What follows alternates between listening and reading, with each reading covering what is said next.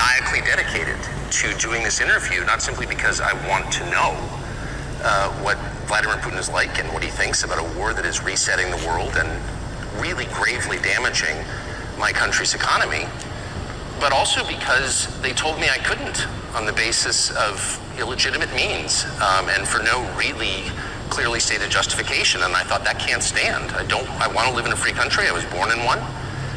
And I'm going to do whatever small thing I can do to maintain, the society that I love.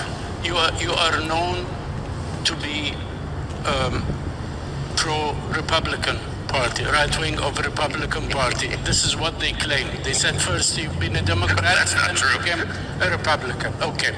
Or you are known to be pro-Trump, anti-Biden. What is truthful in this? And you went to Putin because you are pro-Trump and anti-Biden?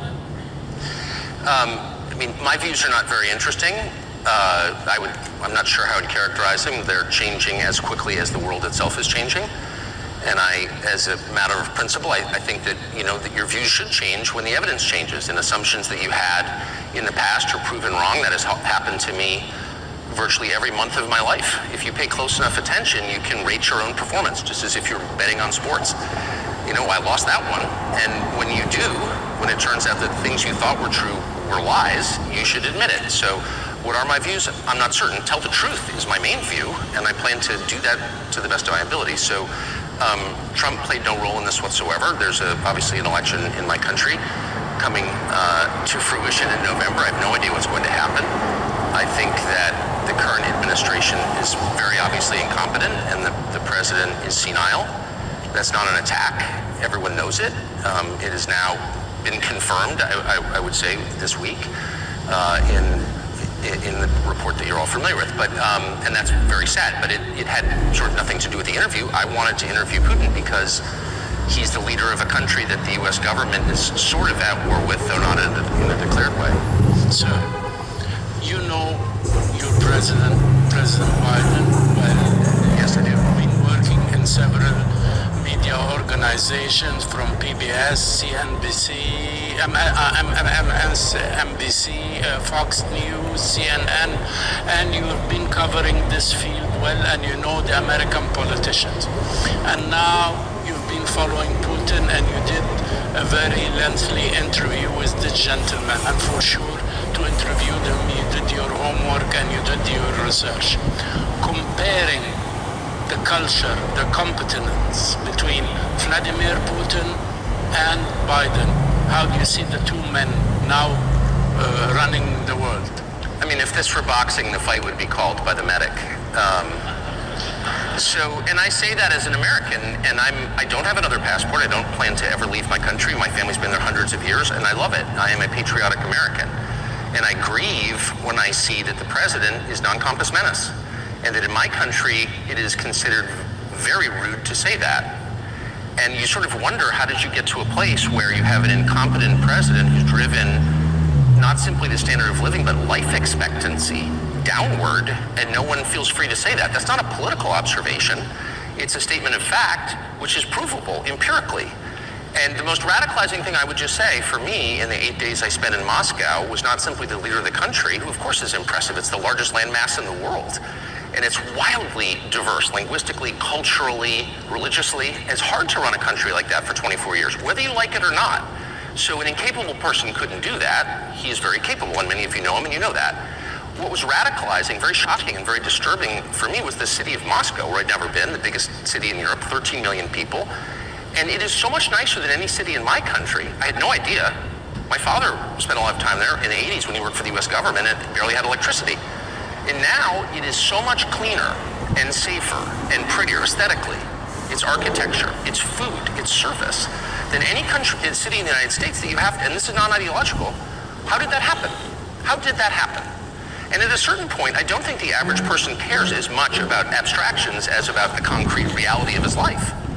And if you can't use your subway, for example, as many people are afraid to in New York City because it's too dangerous, you have to sort of wonder, isn't that the ultimate measure of leadership?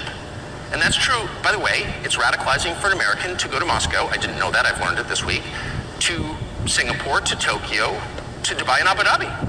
Because these cities, no matter how we're told they're run and on what principles they're run, are wonderful places to live. That don't have rampant inflation, where you're not going to get raped. Sir, excuse me. What is that? Excuse me. Are you anti-American model? No, I am the most pro-American. So I'm 54. I was born in 1969. I grew up in a country that had cities like Moscow and Abu Dhabi and Dubai and Singapore and Tokyo, and we no longer have them. And what I have discovered is that's a voluntary choice. As inflation is, as you heard in that fascinating last panel, inflation is the product of choices made mostly by the central bank, not exclusively, but by policymakers. Crime, same. You don't have to have crime, actually. If you don't put, my children don't smoke marijuana at the breakfast table. Why? Because I won't allow them. It's very simple. It's a short conversation. No. And you can run your country the same way. We're not going to put up with that, so don't do it. And people understand that. Filth, graffiti, Paris, one of my favorite cities, New York, one of my favorite cities, are filthy. And part of the reason they're filthy is because people spray paint obscenities on buildings and no one cleans it up. So that encourages more people to do the same. And our policymakers, for some reason, don't notice this. London, another one of my favorite cities, you see English girls begging for drugs on the sidewalk.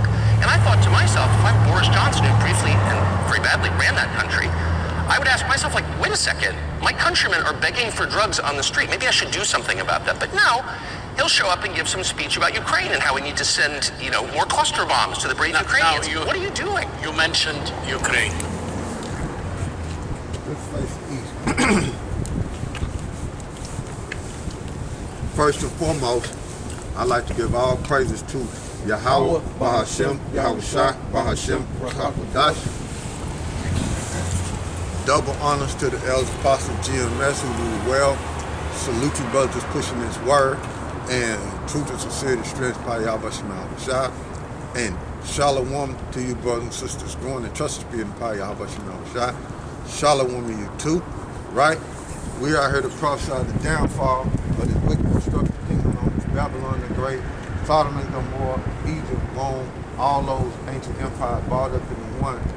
Nineveh, Assyria, all them ancient empires brought up into one, controlled by Esau, Edom, the so-called white man, the devil that the Bible speaks of, right? And we are here together to elect by the word and power of YAHAWASHI.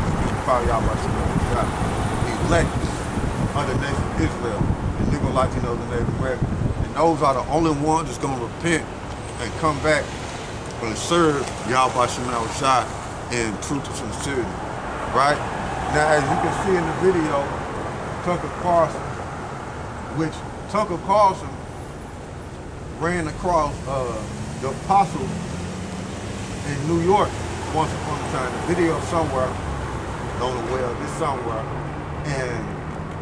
and me looking at Tucker Carlson and looking at the interview concerning Vladimir Putin and looking at what Tucker Carlson is saying right now, and knowing that Tucker Carlson came up to the Apostles' Camp, okay, when they was in New York, teaching in New York, right?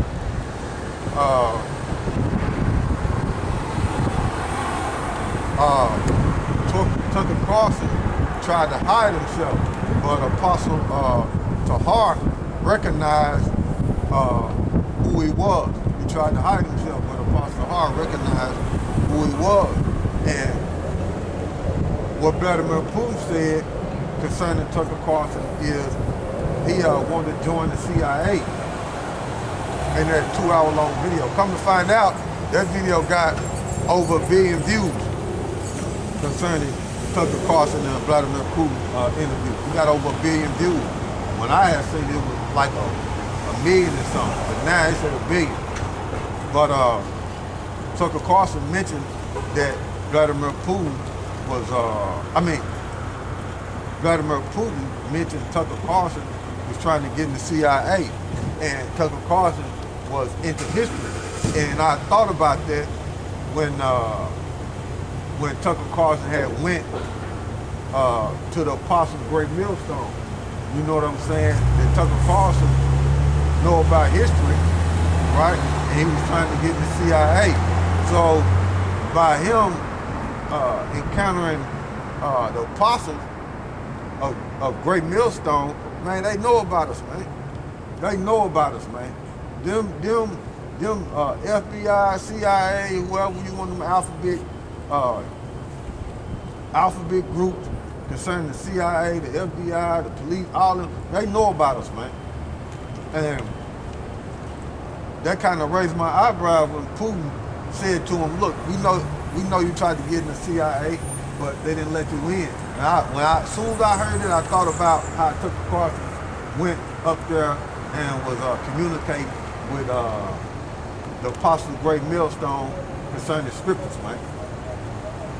Yeah, but as you see in the video, Tucker Carlson, when he went to Moscow, it was a culture shock, man. It messed him up, man. And he's trying to figure out how in the world did London, United States, and France become in a predicament, well, get to the predicament that it's in, man. Because this place, everything is falling, man. Everything is falling, man, concerning that. And Tucker Carlson was talking about Joe Biden, you know, concerning the government. Joe Biden is out of there, man. And everybody knows it. Everybody knows it, but they can't do nothing about it, man. Everybody know he out of there, man. But they can't do nothing about it, man. And that shows the decline of an empire, man, by your president being incompetent, man. He can't even hold a conversation without forgetting what they was talking about. That showed you the decline of an empire. America's done, man. So give me what you got, huh? All right, this is a book of Jeremiah. No. Start at the Zephaniah.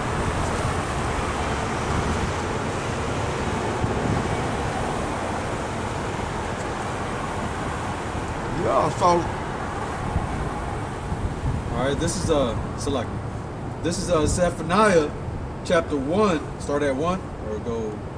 What verse you at? What you gonna go to? Oh yeah. This is Zephaniah chapter 1, verse 14. It says, the great day of YAHAWAH by YAHAWASHI is near.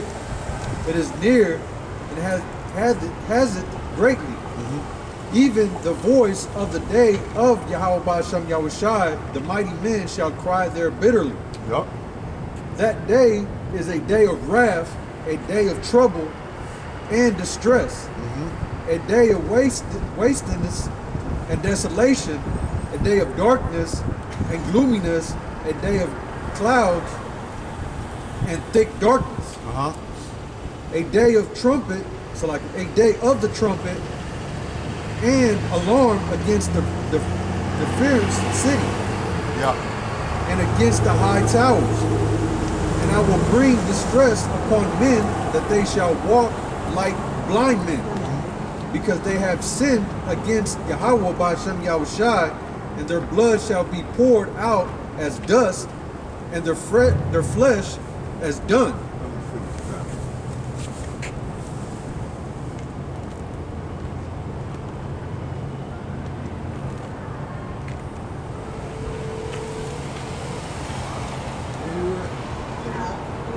No, I meant 2 and 1.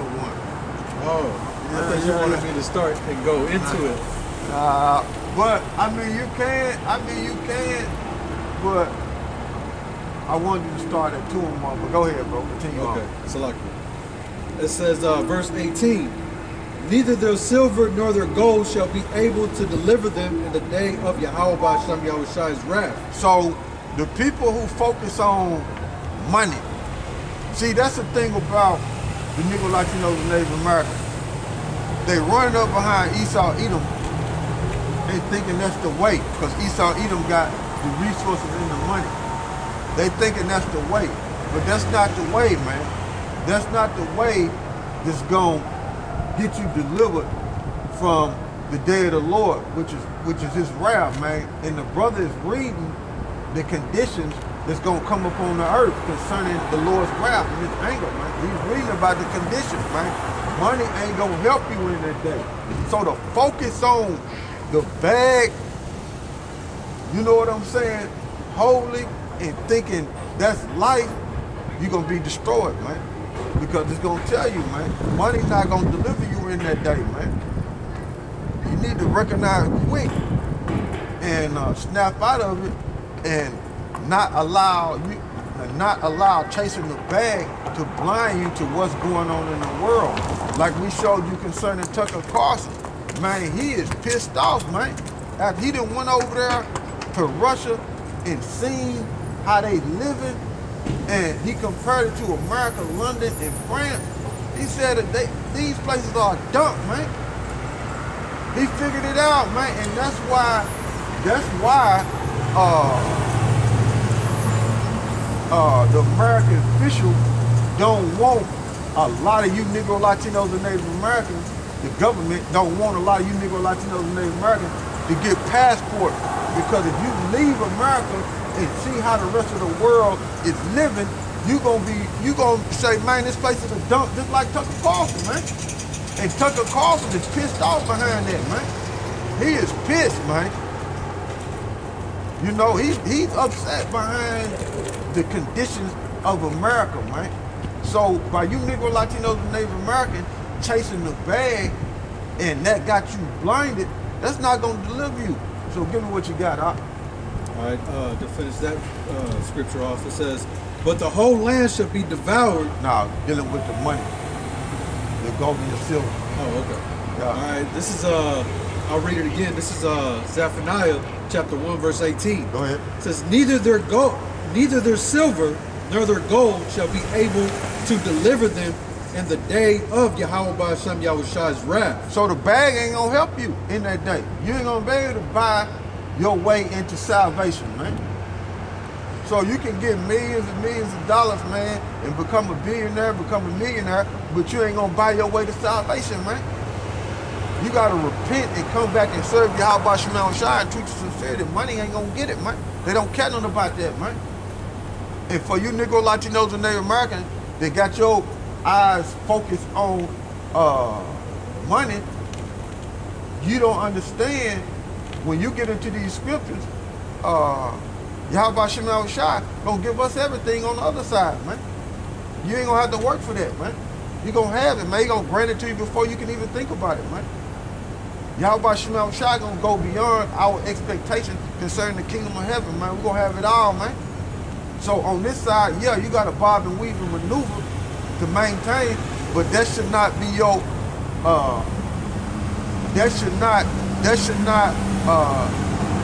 it should not be to where you putting all your energy into chasing the bag, man. You need to recognize that salvation is of Yahawah Shema Shai, and that's your power, man. That's the one that's gonna get you out of this condition. Putting all your energy into chasing the bag is not gonna help you, man. You need to spin to another direction, man, which is serve Yahawah Shema Shai.